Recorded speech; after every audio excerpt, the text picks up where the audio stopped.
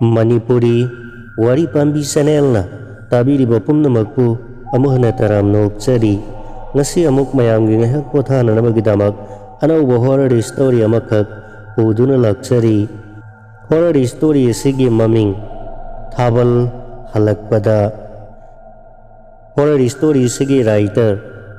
Purit Sabam Roman Salungphamdagina thabirakpani. Haujik taminarase horror story Thabal Halakpada. Mahesh amasung Loyumba yamna luna tinaba marup ani khakni. Makhoi animak salungpham kangthoksaudagini. Loyumbadi class 10 ahanba thaba sahiduda fail oibadagi laik makha adum tamthakhidre. Maheshti handakta nauna class 12 thakibata ngairi. Handak kumsidi yausangse parkya matungda tabanina Mahesh ki oinadi kumsi kumase mangondadi yamna nungaijaba sahi haibado thokre. Maheshna Loyumbabu handakti parkyasu yamna nungaiki handaki yausang asidi fazana ngaugadabani haiduna financial gi awatpa amata laihendana mahaki 3G Activa amanba aduda Loyumbabu maningda nabhanduna koipu puduna yausang koithari. Yausanggi humni chanba numitadi Maheshna ngasidi tentha khongjom amadi sambramgi maikai thoi haiduna mahaki gari aduda Loyumbabu puduna tentha maikai panglakli. Maheshna lupa satpi ani satpi asoiba khara pahenduna lambida thauri thalakpa angangsing aduda lupa satpi lupa ani satpi thajahanduna lambi ado clear oihalli. Laisabi sing leiba jaga oirgana gari khamduna ngahak matam leli. Mahesh ke asengba pandamdi kumsi kummasigi yausangda laisabi samnga powder taiba haibasini maduda tingba paisa mahak karimata pamude. Loyumbadi sumnagi khawbunai oina mahaki tungin boina leijabatani laisabi amatadasu powder tayo haiba yade. Anduna laisabi singna mangonda oina powder taiba ngaktani mahakti laisabi gi manak changbada maklap nikpa pakhang macani. Asumna Mahesh amasung Loyumba sangoldagi thauri tatuna chentorakpa salhatamgum ngau-ngauduna lakpada tentha multiplex ground maya yausilakle mafam atuda lairamba laisabi kharana hayeng aikoigi thabal chongdori sel khita hapiramu haiduna gari khamla i makoini su gari khamduna kumthai lupa ani lahoro manga lahoro lupa tare lahoro haiduna ngahak phagi jugai tawduna wari kaya sanai. Wari sanari bisingado kaya yauduna mataida thariba phal aduda phamduna laisabi masa ama ingna lairibado Maheshne hek urui. Laisabi masa do hek uruba mikupta Mahesh ki thamoida yetumna pitlauna thilakpagum electric current na chinglakpagum mahaki thamoida tinglauba ama phawra i.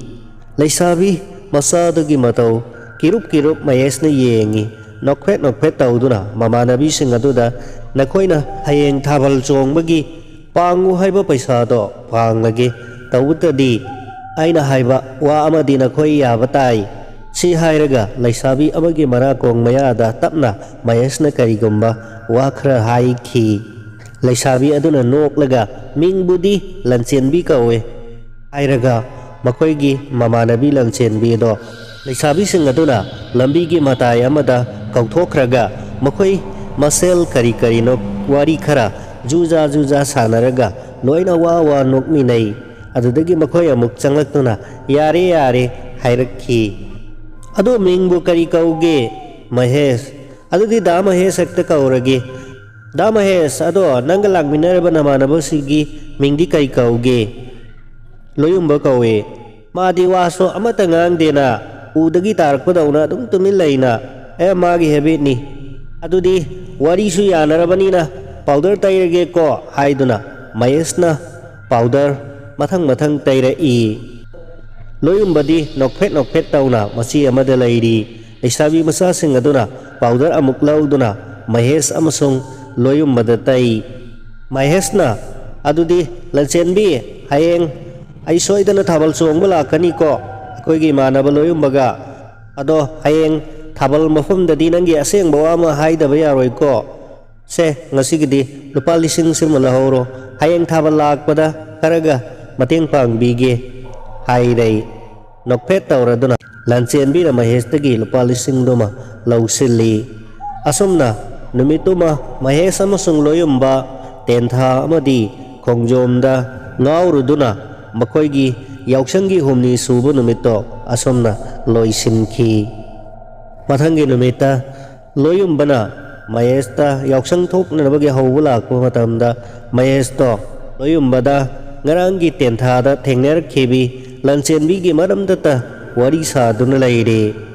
lainin silakpagum nahan makai yauksang aduk yamna ngauri base karigumba adugumna thuklaw bu phau khide adubu ngarang tenthada Lansenbi thengnerubadagi Maheski thamoida nahan makai tawdaba mongda thuklaw ba ama phau khi Lansenbi gi apam nungsigi wakhalda khangawdana humjilakpa nonglai nungsit kum Mahes kangawna rakhi thabal chongba khudakta saninglakhi ahing oihaninglakhi ngasidi yauksang thoklaroi Lansenbi do soidana yauksang thoklamgani mahak kanagumba nupasingna soidana baldar tairamgani as yauksang thokaningkhidreda ngaside asumna mahakki mamanaba loyumbada Mahesna wari sari Maheski mausa tawdaba mawong mataw aduda loyumbasu ingak-ngakna mahakki mataw ado yengli amadi tari numidang wai yauraklabada Mahesto kebayaba kethare aduga loyumba hawduna mahakki 3G amanba ektiba aduda numidang wai aduda ngaiba ngamdraduna tentha multiplex ground tan kaptharakle thabal chongbagi tipki maingal na pungan ngalibad ubada Mahes thamoida matham marang hawi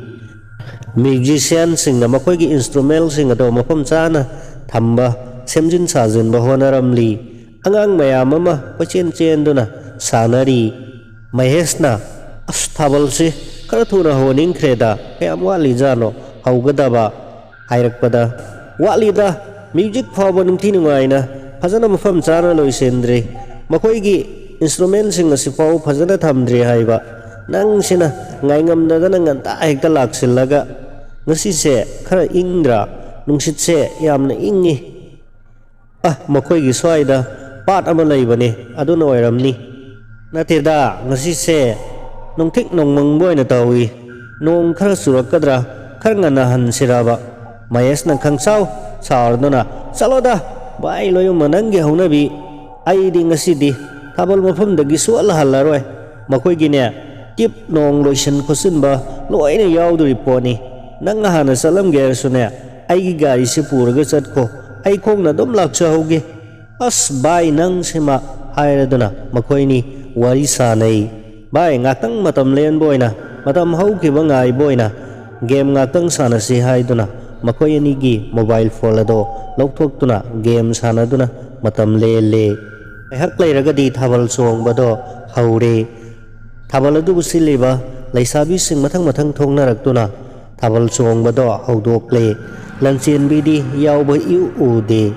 Mahesna makoi ge ngarang khangnakhiba mamanabi sing laisabi masa sing ado yaubra haiduna koyeng yengi ngahak lairaga Mahesna masak khangba ngarangi laisabi ama urami sangsinduna Mahesna thabal ado songna Lansenbi bu hanglami karino nakoigi thabal ni hairaga karigino Lansenbi thoraktribasibo hanglubada aikoina pura sinba thabal dinate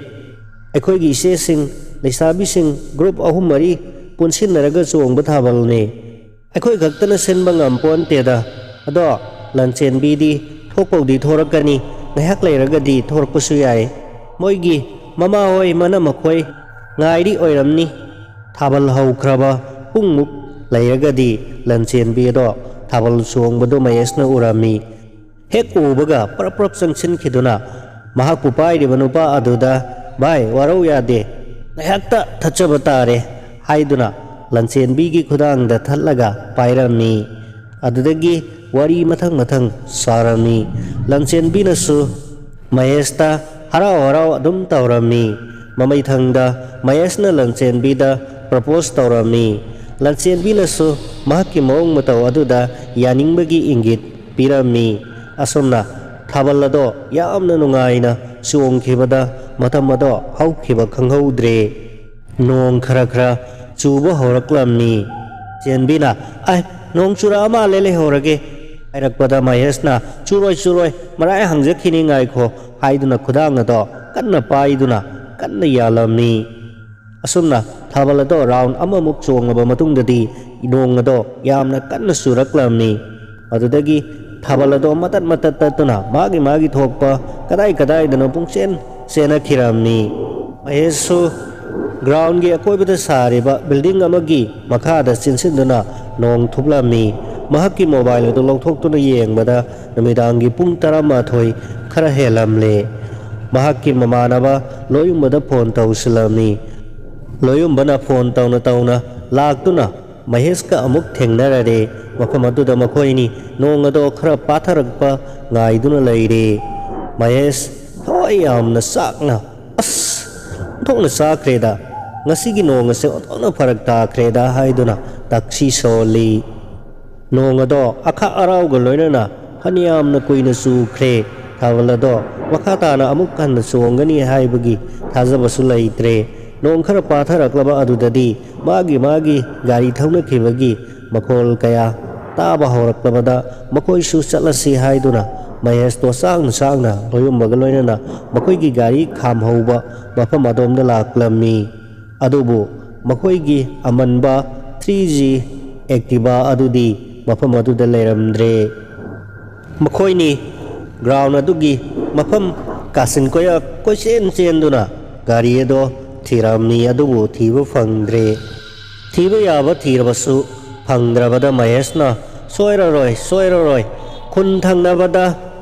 ꯒꯨꯂꯤ ꯆꯥꯕ ꯌꯣꯟꯕ ꯌꯥꯝꯅ ꯁꯥꯊꯤꯕ ꯀꯥꯡꯕꯨ ꯈꯔ ꯂꯩ ꯍꯥꯏꯅ ꯈꯕꯔꯗ ꯌꯥꯝꯅ ꯇꯣꯏꯅ ꯌꯥꯎꯕꯅꯤ, ꯁꯣꯏꯔꯔꯣꯏ ꯃꯈꯣꯏꯅ ꯂꯧꯔꯝꯕ꯫ ꯚꯥꯏ ꯀꯥꯟꯅꯗꯦ, ꯆꯠꯂꯁꯤ ꯈꯣꯡꯅ ꯍꯦꯛꯇ ꯀꯥꯞꯊꯈ꯭ꯔꯁꯤ, ꯒꯥꯔꯤ ꯑꯃꯟꯕꯗꯣ ꯂꯧꯔꯒꯅꯦ ꯃꯈꯣꯏ ꯑꯃꯨꯛꯇ ꯅꯨꯡꯉꯥꯏꯔꯁꯅꯨ, ꯃꯈꯣꯏ ꯑꯃꯨꯛꯇꯅꯦ ꯏꯅꯥꯛ ꯈꯨꯜꯂꯁꯅꯨ ꯍꯥꯏꯔꯤꯁꯤꯅꯤ ꯍꯥꯏꯗꯨꯅ ꯃꯈꯣꯏꯅꯤ ꯋꯥꯔꯤ ꯁꯥꯟꯅꯗꯨꯅ ꯂꯥꯛꯃꯤꯟꯅꯩ꯫ ꯎꯆꯤꯟ-ꯅꯥꯆꯤꯟꯅ ꯋꯥꯡꯖꯤꯡ ꯕꯖꯥꯔ ꯌꯧꯔꯦ꯫ ꯋꯥꯡꯖꯤꯡ ꯕꯖꯥꯔꯗꯒꯤ ꯀꯥꯏꯔꯦꯝꯕꯤꯈꯣꯛ ꯆꯥꯂꯨꯡꯐꯝ ꯇꯥꯕ ꯂꯝꯕꯤ ꯑꯗꯣꯝꯗ ꯑꯃꯨꯛ ꯐꯥꯎꯖꯤꯜꯂꯛꯇꯨꯅ ꯋꯥꯔꯤ ꯁꯥꯅ ꯂꯥꯛꯂꯝꯃꯤ꯫ ꯑꯁꯨꯝ ꯂꯥꯛꯄꯗ ꯂꯝꯕꯤꯗ ꯅꯣꯡꯈꯔ ꯈꯤꯛꯄ ꯍꯧꯔꯛꯂꯦ꯫ ꯅꯣꯡ ꯆꯣꯠꯅ ꯑꯗꯨꯝ ꯆꯠꯈ꯭ꯔꯁꯤ, ꯅꯠꯇ꯭ꯔꯒꯗꯤ ꯌꯥꯝꯅ ꯊꯦꯡꯈ꯭ꯔꯅꯤ, ꯄꯜꯂꯔꯣꯏꯁꯤ ꯍꯥꯏꯗꯨꯅ ꯃꯈꯣꯏꯅꯤ ꯑꯗꯨꯝ ꯇꯞꯅ ꯂꯥꯛꯃꯤꯟꯅꯔꯦ꯫ ꯋꯥꯡꯖꯤꯡ ꯇꯦꯛꯆꯝ ꯃꯥꯏꯗꯣ ꯂꯝꯄꯥꯛ ꯈꯔ ꯍꯦꯟꯖꯤꯜꯂꯛꯄ ꯂꯧꯕꯨꯛ ꯃꯄꯥ ꯇꯥꯔꯛꯄ ꯀꯥꯏꯔꯦꯝꯕꯤꯈꯣꯛꯀꯤ ꯂꯝꯕꯤ ꯑꯗꯨ ꯃꯄꯥ ꯌꯧꯔꯛꯄꯗ ꯅꯣꯡ ꯀꯟꯅ ꯈꯥꯛꯄꯒꯤ ꯃꯈꯣꯜ ꯇꯥꯔꯛꯈꯤ꯫ ꯃꯇꯝ ꯑꯗꯣ ꯂꯣꯛꯇꯥꯛꯇ ꯕ꯭ꯔꯖ ꯇꯥꯗꯨꯅ ꯐꯨꯝꯁꯪꯗ ꯇꯨꯝꯗꯨꯅ ꯂꯩꯕ ꯃꯃꯥ ꯃꯆꯥ ꯁꯤꯈꯤꯕꯒꯤ ꯄꯥꯎꯁꯨ ꯇꯥꯅꯔꯤꯕ ꯃꯇꯝꯅꯤ꯫ ꯂꯣꯌꯨꯝꯕꯗꯤ ꯀꯤꯕꯅ ꯃꯁꯥꯗꯣ ꯊꯛ ꯅꯤꯛꯂꯝꯃꯤ꯫ ꯃꯍꯦꯁꯇ ꯈꯨꯠ ꯑꯗꯣ ꯆꯦꯠꯅ ꯄꯥꯏꯁꯤꯜꯂꯝꯃꯤ꯫ ꯀꯤꯅ ꯂꯥꯛꯃꯤꯟꯅꯕꯗ ꯂꯧꯕꯨꯛ ꯃꯌꯥ ꯑꯗꯨꯗ ꯅꯣꯡꯃꯤꯠ ꯁꯛ ꯂꯥꯎꯅ ꯐꯥꯛꯂꯛꯄꯒꯤ ꯃꯩꯉꯥꯜ ꯑꯗꯨꯗ ꯐꯤꯉꯧ ꯁꯦꯠꯄꯤ ꯅꯨꯄꯤ ꯑꯃꯒ ꯅꯨꯄꯤ ꯃꯆꯥ ꯑꯃꯒ ꯈꯨꯠ ꯁꯝꯗꯨꯅ ꯆꯠꯄ ꯁꯛꯇꯝ ꯑꯃꯈꯛ ꯃꯈꯣꯏ ꯑꯅꯤꯅ ꯎꯍꯧꯈꯤ꯫ ꯃꯈꯣꯏ ꯑꯅꯤ ꯈꯪꯄ꯭ꯔꯦꯛ ꯈꯪꯉꯤ꯫ ꯚꯥꯏ, ꯑꯁꯨꯛ ꯊꯦꯡꯈ꯭ꯔꯕ ꯃꯇꯝ ꯑꯁꯤꯗ ꯑꯍꯤꯡ ꯑꯁꯤꯗ ꯃꯃꯥ ꯃꯆꯥ ꯐꯤꯉꯧ ꯁꯦꯠꯇꯨꯅ ꯁꯨꯝꯅ ꯆꯠꯄ ꯍꯥꯏꯕꯁꯤ ꯑꯣꯏꯊꯣꯛꯇꯕꯅꯤ ꯍꯥꯏꯔꯛꯄꯗ ꯂꯣꯌꯨꯝꯕꯗꯣ ꯀꯞꯈꯠꯂꯛꯂꯦ꯫ ꯑꯗꯨꯗꯒꯤ ꯃꯍꯦꯁꯅ ꯚꯥꯏ ꯀꯞꯀꯅꯨ, ꯀꯔꯤꯁꯨ ꯇꯧꯔꯣꯏ, ꯑꯩꯈꯣꯏꯅꯤ ꯈꯨꯠ ꯀꯟꯅ ꯄꯥꯏꯅꯔꯒ ꯍꯦꯛꯇ ꯆꯦꯟꯈ꯭ꯔꯁꯤ ꯍꯥꯏꯗꯨꯅ ꯃꯈꯣꯏꯅꯤ ꯈꯨꯠ ꯀꯟꯅ ꯄꯥꯏꯅꯔꯒ ꯀꯟꯅ ꯆꯦꯜꯂꯛꯂꯝꯃꯤ꯫ ꯅꯣꯡꯁꯨ ꯊꯤꯛꯂꯤ ꯆꯨꯔꯤ, ꯅꯣꯡꯃꯤꯠꯁꯨ ꯃꯔꯛꯇ ꯐꯥꯛꯇꯨꯅ ꯑꯈꯥꯛ ꯑꯔꯥꯎꯒꯤ ꯃꯈꯣꯜꯁꯨ ꯂꯦꯞꯇꯅ ꯇꯥꯔꯤ꯫ ꯃꯈꯣꯏꯒꯤ ꯃꯣꯕꯥꯏꯜꯒꯤ ꯇꯣꯔꯆ ꯂꯥꯏꯠ ꯑꯗꯣ ꯀꯥꯞꯇꯨꯅ ꯃꯈꯣꯏꯅꯤ ꯆꯦꯜꯂꯛꯄꯗ ꯂꯣꯌꯨꯝꯕꯗꯣ ꯀꯤꯕꯒ ꯄꯥꯈꯠꯄꯒ ꯚꯥꯏ ꯑꯩ ꯋꯥꯕꯅ ꯁꯤꯒꯗꯧꯔꯦ, ꯉꯥꯏꯍꯥꯛꯇ ꯃꯐꯝ ꯆꯥꯕ ꯖꯒꯥ ꯑꯃꯗ ꯅꯣꯡ ꯄꯟꯈꯤꯁꯤ ꯍꯥꯏꯔꯛꯂꯝꯃꯤ꯫ ꯃꯇꯝ ꯑꯗꯨꯃꯛꯇꯗ ꯀꯗꯥꯏꯗ ꯄꯟꯒꯗꯒꯦ, ꯁꯤꯗꯤ ꯂꯧꯕꯨꯛ ꯉꯥꯛꯇꯅꯤ ꯍꯥꯏꯔꯛꯄꯗ ꯃꯈꯣꯏꯅꯤꯅ ꯆꯦꯟꯅ ꯋꯥꯔꯤ ꯁꯥꯅꯅ ꯂꯥꯛꯄꯗ ꯂꯝꯕꯤꯒꯤ ꯅꯥꯀꯜꯗ sang ama lairibado uramni. Bai, sang sidang hekta minat mga tarada or supan kisa isi daw re haiduna loyumbana hairakpada pare pare sang sidang hekta sang si haiduna sorok mapanda lairiba sang aduda makoy ni sensilaklamni.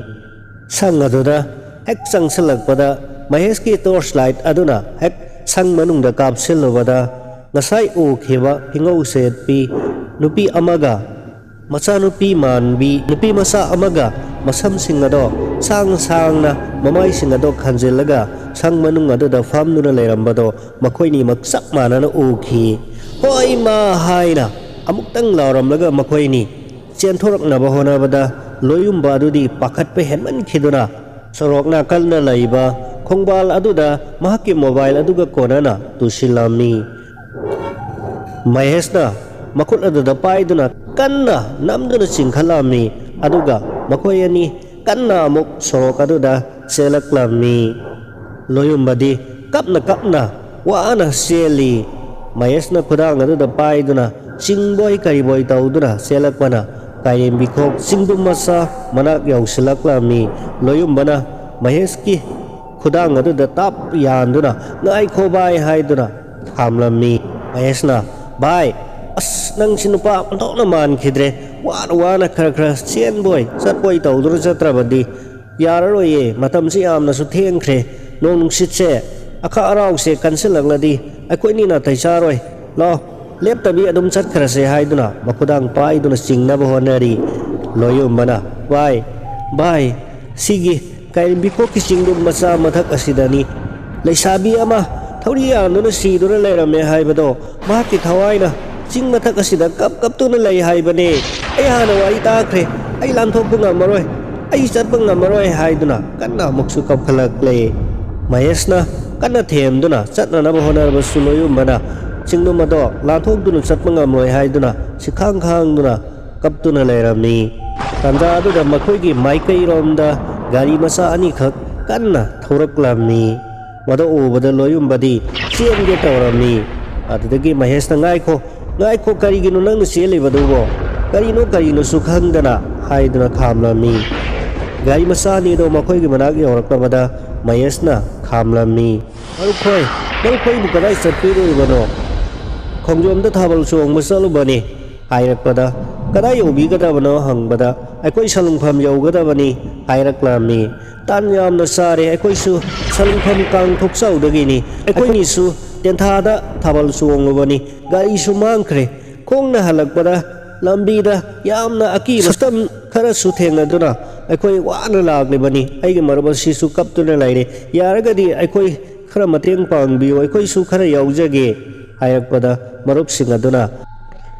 karigi mateng pangoidage kakalo haiduna makhoi ni su gari aduda sinna tongmina duna ahing ado makhoi amkhana yumda yorakani haiba sungtha thajarudara yum yorakhi. Numitugi